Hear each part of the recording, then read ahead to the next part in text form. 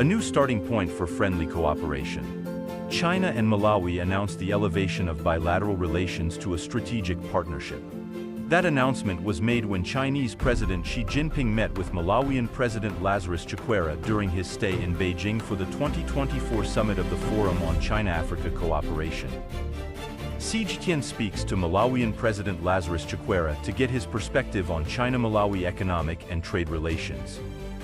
This is the second time CGTN has the privilege to conduct the interview.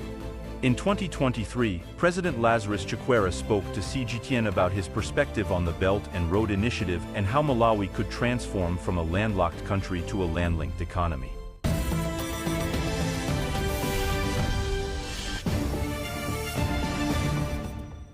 What was your impression of China last time, and what has your impression so far of China, of Beijing this time? In fact, I would say that both visits are extremely memorable in the sense that the impression that you get is no different from one that I got in Changsha and now I get in Beijing. And the people that I've interacted with, now here upgraded to where I just had a visit with the president. It adds icing on the cake, and so it's been wonderful. I had a phone visit with him early in 2021, and so last year in August we met on the sidelines of the BRICS summit, and now we have met again. And it's been wonderful. Our major goal is to see how Malawi, working together with other African nations, can benefit from this kind of relationship with China, a relationship that seeks to empower Malawians in the way that we do trade, not just amongst African nations, but with China itself, and how we can strengthen our relationship. In fact, President Xi Jinping just told us that our relationship now is upgraded to one of strategic partnership. And so that will see more interaction and more involvement in the way that we do business between Malawi and China. It's good you mentioned strategic because I talked to the Chinese ambassador, Mr. Long, to Malawi. He told me that you, Mr. President, you've been widely recognized as a president who focuses a lot on economic development, on the three pillar industries of Malawi. That's ATM, he told me about that. That's agriculture, tourism, and mining. Tell me about your focus on these three pillar economies of Malawi.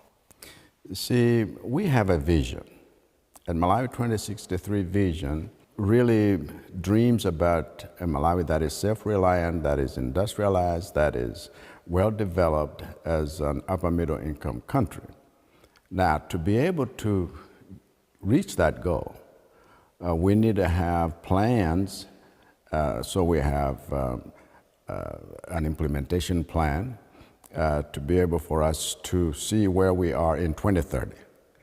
But for us to have quick gains, we developed this strategy of ATM, so we can concentrate on agricultural productivity, commercialization, as well as mechanization, so we can add value to what we produce, agribusiness across the country, let people move out of subsistence farming to where even smallholder farmers can look at agriculture as business. And then we have mega farms where we can produce more and then be able to process what we produce so we can export. And then we want to look at tourism, where, Malawi is the warm heart of Africa. It's the warmth of the people, but we have beauty. The Lake Malawi, for example, the rolling hills of the North Plateau, and we have beautiful sites where people can see rock paintings of generations generations ago. But we need infrastructure to be able to get to these places. We need investments in hotels. We need investments in road infrastructure. We need new airports. And so that is another area where people can find, partnering with Malawi and partnering with China and other business folks, they can find something to do that will be beneficial for both countries. Then we are looking at mining. Malawi is blessed with all manner of rare earth. We are blessed with, from north to south, various mines that are needed now for green economy. And so we're looking for investments. We're looking for people that can partner with Malawians and develop these mines through mining development agreements. And so we think that concentrating on the three things, the ATM strategy, will give us quick gains so that Malawi can have what it takes then to leapfrog into truly a developed country. So when you talk about these details, you can sense that you're a leader who focus on these economic developments. And that's a very important merit, I think, now, because China, looking back to 45 years, has always been putting focus on development. That's right. On the just concluded third plenum of the CPC Central Committee, China mentioned, again, reiterating that development is still first priority. Development can solve a lot of problems for developing countries, such as China, such as Global South, such as Malawi. But development as the focus is what many countries, especially developing countries, struggle to maintain. How difficult and how crucial it is as a policymaker, as a president of a country, to really keep focus on development. China has provided an excellent example of how, because of consistency in policy and because of a definitive plan that is followed with focus, and so there are no distractions, poverty has been pretty much eradicated. When you look at China's position 40, 50 years ago, and its position now, at that time, over 90% were farmers, yeah, very, very poor. Yeah. Now it's less than 1%. And how does that happen? And so these are matters that I have learned, even following China's own history, that we need to emulate in a way so that we should stay focused.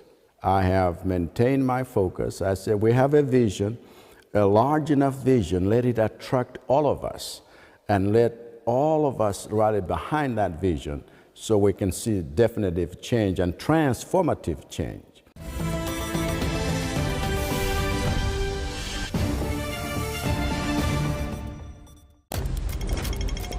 Here on Biz Talk, we connect the dots, shedding light on the real stories behind the economic landscape. To better understand China's dynamism and the economies and rhythms of business, propelling new drivers of growth. China. Biz Talk, your window into China and the global economy. Only on Biz Talk.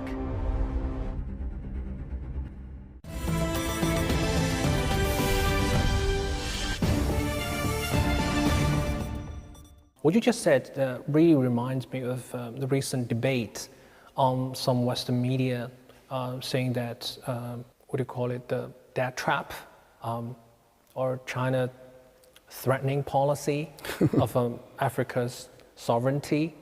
But China has always adopted the policy of non-interference with other countries' domestic policies. What's your opinion on this? I mean, people, they perceive things different. But speaking with President Xi Jinping, I didn't get any of that sense. I got a sense of a man a leader of a country that's well developed, talking to you honestly and seeking to reach an understanding where they seek your views, and you feel like this is something that is desired amongst nations. Someone who would even assure you of being able to stand up for you and other developing nations at multilateral levels of the world. And so sometimes decisions and or comments are made, maybe not necessarily from a position where there's been interaction, but an observation from a distance. When you actually sit down and talk about some of these things, you find that the contrary is true. According to my conversation with some African policymakers, they resonate with the idea that China's economic rise breaks the myth or misconcept that modernization is synonymous or equals westernization. It means China develops in its own way, and China supports all other countries, developed or developing countries, to develop in its own way based on its own natural resources, its own merits, its own history and resources. What do you think of this view? Yeah, I would say that there's different ways of doing the same thing, and the different paths you can pursue to achieve your goals. And it doesn't have to be one school of thought against another school of thought. It doesn't have to be either this or that. It has to be both and. And when nations are able to discover the best way they can move forward and develop, I think it is best to encourage the same so that they are able then to own the developmental trajectory that they want to pursue, and help them by giving them a hand up so that they are able then to run by themselves. And I think this is one reason I appreciate our relationship with China, because it is one that helps us in our own setting and say, how can we best help you achieve your vision? Back in 2022, in December 2022, China commits to offer 98% of Malawi products zero tariff into the Chinese markets. How has Malawi been trying to take advantage of the zero tariff policy to sell more products to China? And so now our producers, agricultural experts, our trade experts are working to take advantage of this. We even spoke about it in our discussions so that we have more products come. This market in China is a ready market for us, and we just need to go on, do more production, and do more quality production, and do more quality production with consistency so that we are able to take advantage of this market that now has become wide open. Back in 2023, the bilateral trade volume decreased double digits, partly because of the cyclone, the difficult climate conditions in Malawi. Tell me how serious it was, and has the situation It has been extremely difficult. You remember during COVID, production, got affected, and supply chains were disrupted, and so forth. And then with cyclones, both Ana, Gombe, and last year Freddy, they pretty much destroyed infrastructure, and agricultural production was brought to low levels. And this year, unfortunately, the El Nino effect has also affected agricultural production. Except perhaps with tobacco and a few other crops, but the cereal crop is pretty much not there. for close to 6 million people who are in danger of food insecurity. But despite all these things, we believe that now if we can concentrate on irrigation farming, if we can concentrate on mega farms that do use the much water we have, and then we use new technology, artificial intelligence, and smart agriculture, these things will help us mitigate the ill effects of climate change. And this is where we need established business people who have established themselves in agriculture, not just growing crops, but processing the same. If they can partner with Malawians, that means then we can take advantage of this trade because we will still be producing more despite climate change disadvantages. Right. And China is also a developing country. We've been always cooperating globally in green transition, in finding alternative energy. China leads in solar, leads in wind power. Do you think there will be room for collaboration in the so-called Green Belt and Road Initiative in Malawi? Absolutely. We believe so. That's why we're deliberately pursuing this.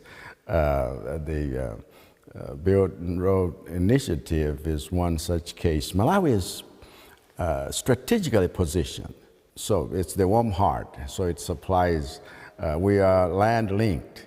And with Mozambique, Tanzania, Zambia, and then Zimbabwe, and then you extend to the other countries in SADC, and then you look up to the North East Africa community, you can see how this initiative alone can help us link up through roads, through rail, even through water, so we can have ships that can transport stuff.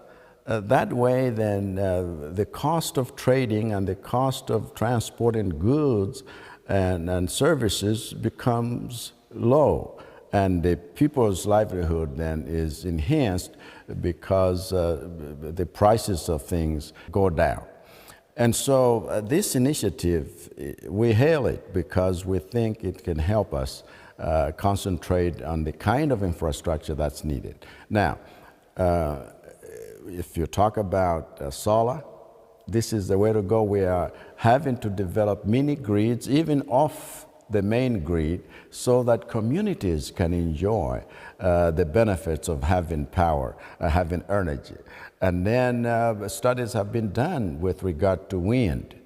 And so we need those that can invest in the same because Malawi is at a place where you have so much wind, you have so much sun, and you can use both, but there's so much water. We already use hydroelectric,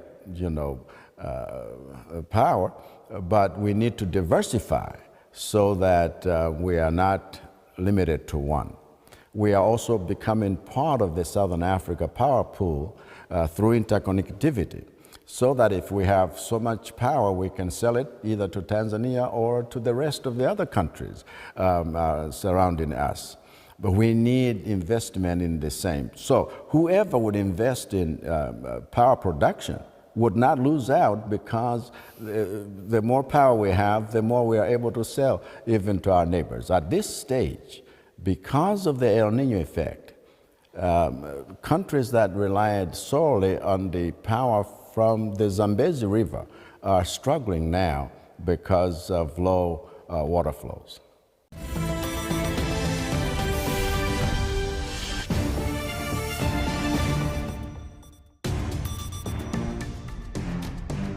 .360-degree profiles of industry movers and shakers, tech mavericks, and policymakers. We drill down on their success. We ask how they set strategy and how they navigate in an increasingly competitive market. Real talk, real business. Join the conversation.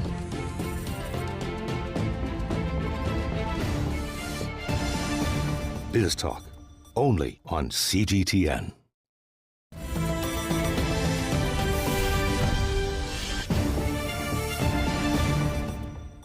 I've heard that you've done a lot of work on hydropower, on building capacity to deal with power shortages. Right. And another topic I want to mention is digitalization. So digitalization, a big topic now. What kind of investment in digitalization would you like to see, or cooperation between Malawi and China? In fact, there is already cooperation along that line. We have a special Ministry of Information and Digitalization because we want to digitalize all of our operations. And Huawei has been in the country. They did first phase of connectivity, and now they're doing the second phase. We are able to connect all of our 28 districts digitally now.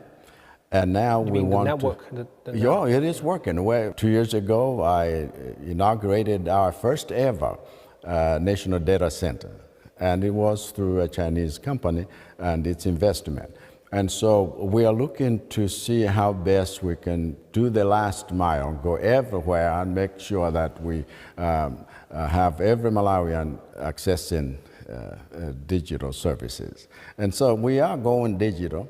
Whichever way you look at it, digitalization is the way to go because it's serving us better. Yeah. Another agenda that's getting more private businesses involved in investing in Africa. That's right. Because previously it's been heavy on government to government or state-owned company investment, like Belt and Road projects, big ones. Very long-term investment involving a lot of financing. But private businesses, they are very flexible and they can find market opportunities. What's your view on this probably new focus of cooperation, private business cooperation?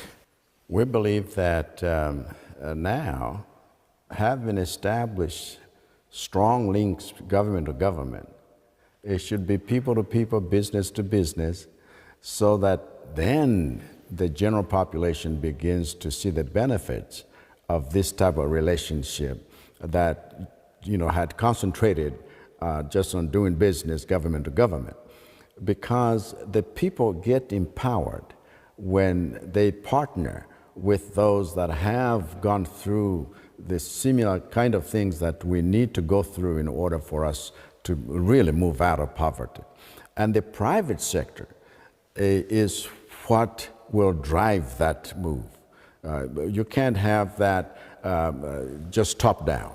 You have to have every player now, and then we have collective prosperity, shared prosperity. And so this is where we need to go. This is where we are challenging Chinese companies to partner with Malawian companies.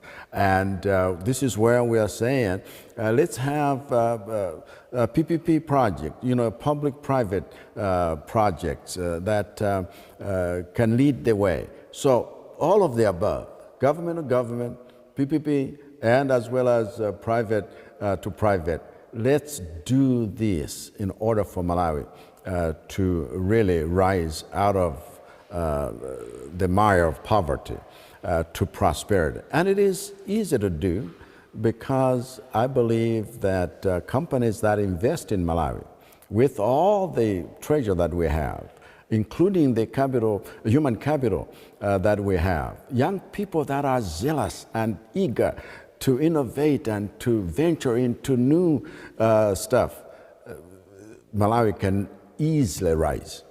Right. So what sectors do you encourage Chinese private enterprises to enter, be it ATM, agriculture, tourism, or mining, or maybe local retail sales, services? Local manufacturing of various goods, because you have to have value chains that make everyone prosper along that chain. So when you're talking about agricultural products, You can have companies that go into agribusiness, add value to all of this. Yes. Food processing and so forth. You create more jobs for young people that way.